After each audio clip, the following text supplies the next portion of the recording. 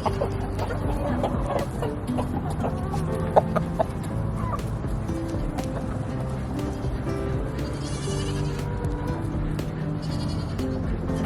everyone and welcome to Simply Made Homestead.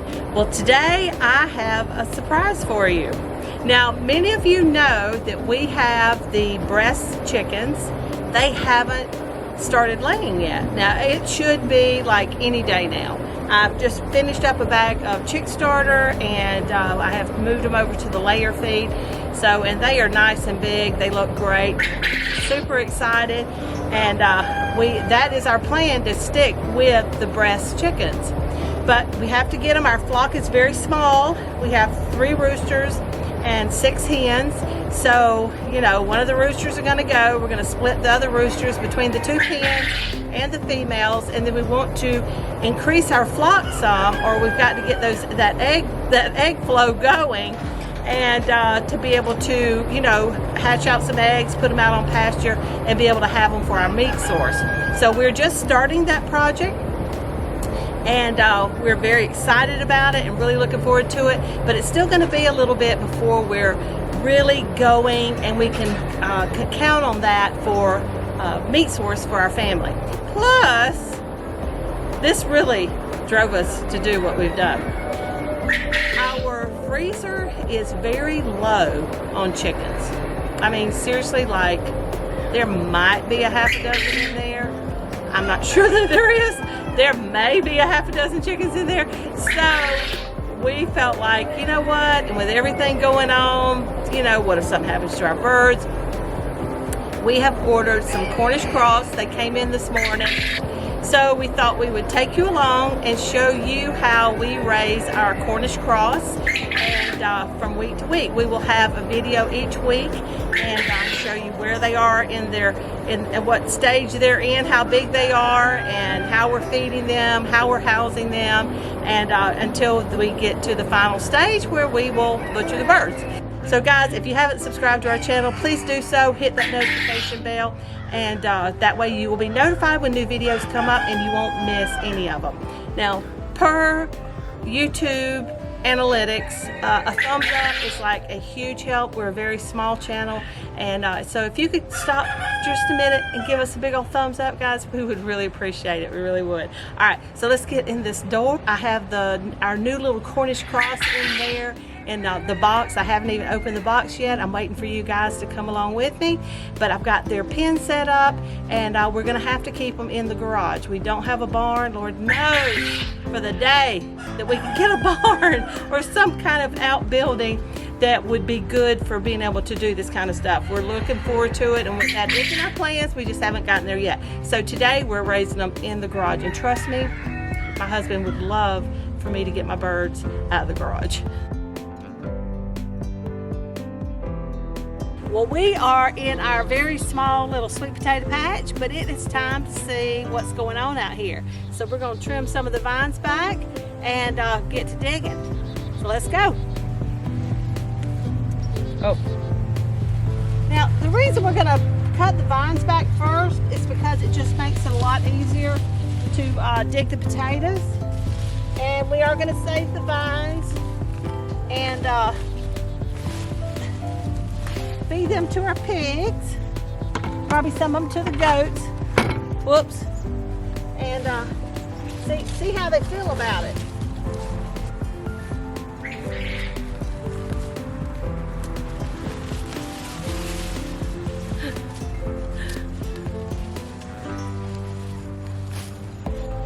Oh, keep your fingers crossed.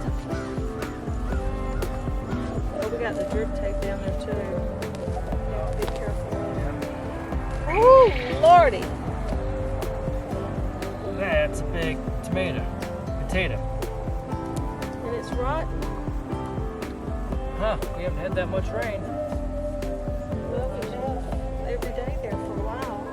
Look at the size of that thing. But it's got rotten places, so I don't know. We may have left them in the ground too long.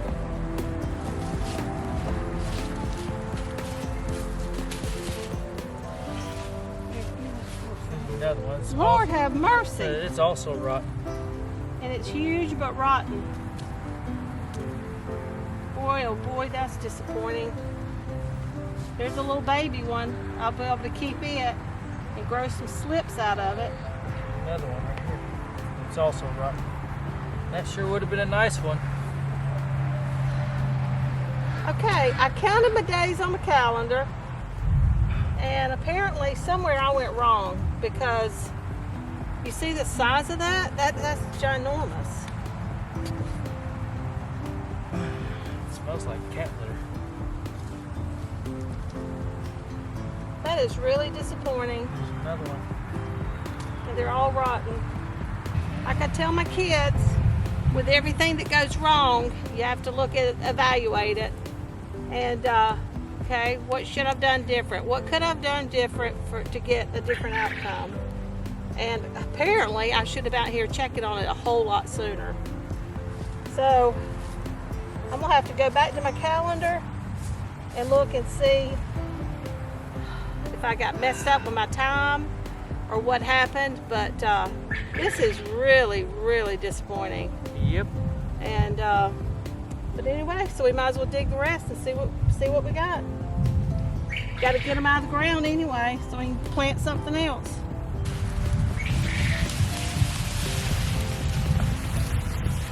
Well, if nothing else, we've got some good food for the pigs and the goats. Now over here, this is a small one. Oh, that's a good one.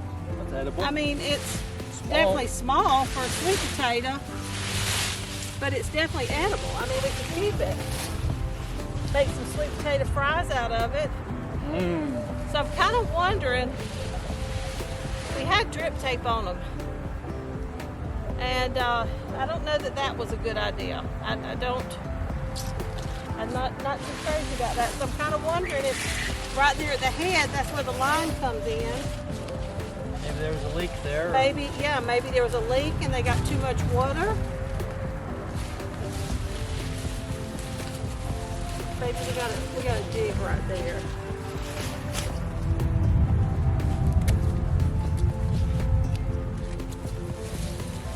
And see, we got these really tiny ones.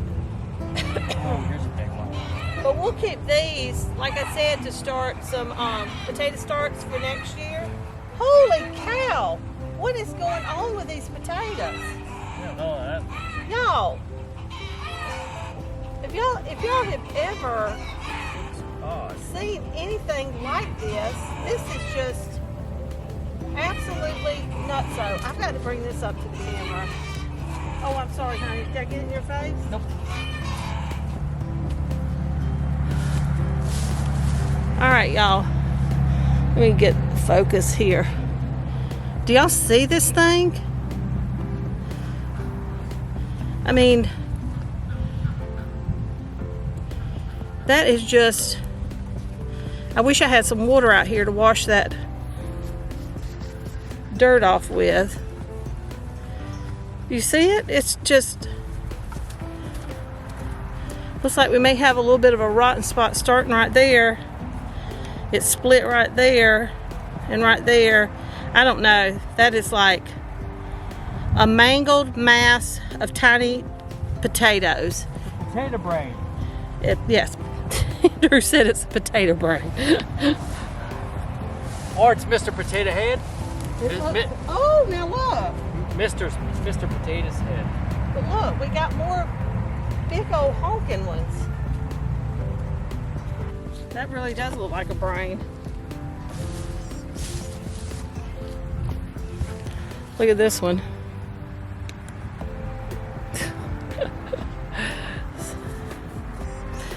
Very, very strange.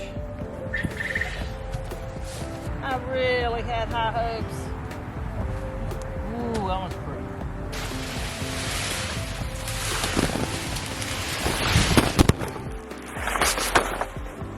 There went the camera. Now, the couple of sweet potato plants I planted back here were planted, I don't know, a couple of weeks, maybe 3 weeks after the other ones. So it looks like here we should have actually let them stay longer, but at least there's no big, huge, weird looking sweet potatoes back here. And like I said, it's hurricane season. There's a possibility of getting some tropical action our way over the next week or so. So it's good that we're out here digging. And I need to get some peas planted. So, all right, guys, right here, this is what we got from the 3 plants that I had planted probably about a month after the other ones. I'm surprised they're not bigger than that compared to how huge the other plants were or are, and it hasn't been, you know, that long between plantings. And over here, that right there and that over there, that is what we got from the 3 plants. And I have no idea, y'all. So please leave comments in the comment section below, y'all. I'd really appreciate it. I'm so disappointed and absolutely mesmerized. Well, y'all, the disappointment is real. Again, I can't believe it. It's just craziness to me. So if you know anything, guys, please, your comments are welcome. Please leave it in the comment section below. If you could give us a thumbs up just to help the algorithm send us out and into YouTube land, it really helps get our video out there. We are building a homestead from scratch, and it's trial and error, tips and tricks. We're learning, guys, and we'd love to, you know, make your life a little bit easier by learning by our mistakes. Now, y'all, I mean, seriously, say a little prayer for Andrew dealing with me and all my birds and my stuff. But you can see our quail cage is empty. That's our grow out pen. He finally got the quail out of the garage. We hadn't gotten the cage out yet. So we're really trying to figure out what we want to do with it. So we got the quail out, the quail are empty, and now we have Cornish Cross, which, you know, they're not ready for grass yet. So we got to keep them in here for a couple of weeks. So I brought you nice and close so you can see exactly how we have them set up. We ordered 25 birds. So this should be plenty of room for them. It's still really warm down here. We've been having a really hot week. I still put the heater in here. I've also got a thermometer that I use in my incubator. Here it's 78 degrees in here, so I have my heater on. And so we're just going to have to monitor it and see what we need to do. There's not any airflow in here, so I think I'm just going to crack the garage doors to let a little airflow. We don't want much, so I'm going to wait. I'm going to wait on that. I'm going to kind of see how it does. If it starts getting too hot, I'll crack the doors, and we're just going to have to keep a really close eye today and see how it's all going. So this I've just got sitting right here on the outside of this little puppy pen. And guys, this octagon puppy pen, I can't tell you how many batches of quail and birds and everything else we have raised in this puppy dog pen. I'll put a link for you below. It is absolutely wonderful, wonderful. Okay, so I've got this nice big pan down here. It's like a water heater pan.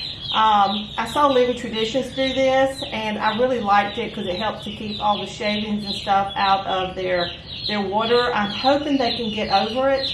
Okay, so we'll watch that. And then my feeder right here, it's just a big long chick feeder. And I do believe we've got some like the half bricks out there. I'm going to put under that where it'll be nice and long. They can jump up on the brick, but that'll help keep the shavings out of their food as well.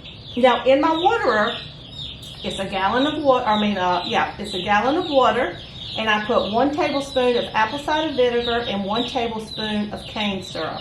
And the reason I put the little sugar and the apple cider vinegar is just really good for their system and their digestive system. And then the cane syrup will give them a little boost. You know, they've been without food or water for a couple of days, so it'll give them a little kick and just help jumpstart them and get them going. So let's get our box opened up and give them a little bit of water and see how they're doing.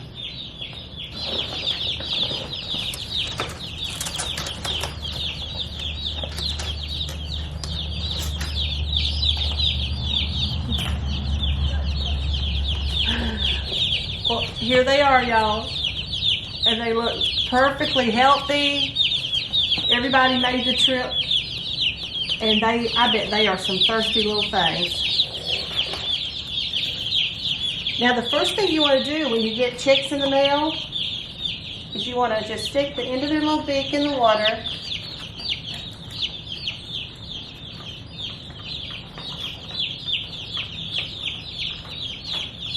And when you see them take a drink, you can sit them down. And you really only have to do, like, you know, do 3 or 4 of them, get them going.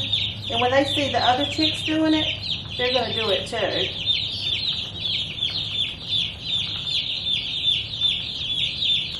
Did you get water on your beak? Come on, little one, I need you to drink. Come on, baby. Oh, I know you got water that time. Why aren't you drinking? Did you drink that one? Oh, there you go. Okay. I don't think I was actually getting it down there far enough. I can't really see very well at this angle. Did you drink? Try it one more time. There you go. Okay. All right, one more for good measure. And they have their food over here, but it's really, the food is not important right now. The important thing is for them to get their water. They really need water. So we need to get them dehydrated, that little bit of cane syrup in them and the apple cider vinegar. I don't see them jumping over the edge of that pan. That just seems awfully tall. So, yeah, I think I'm going to end up moving that out of there and having to get a brick under there, because that's just too tall.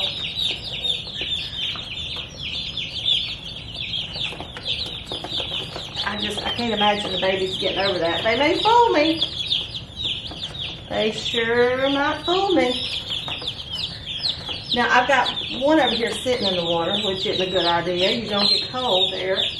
Oh, and another thing, when you put their water, make sure it's like body temperature. You know, it's just warm to the touch, not hot. You absolutely don't want to put hot water in there. But you don't want to put straight cold water in there either, because it's going to chill them. Well, there's one little bugaboo that got out. Look at you, you're so cute. You're so cute. There are several with little dirty butts. So I'm going to let them drink and make sure they're well hydrated, kind of let them settle in. And then later today, I'm going to come out here and I'm going to pick up every single one of them. And this one is sitting in the water. Okay, listen, little dude, you're not a duck. Get out of there. And so I'm going to come back out here and look at every single one of them, and I'll clean up their little bottom.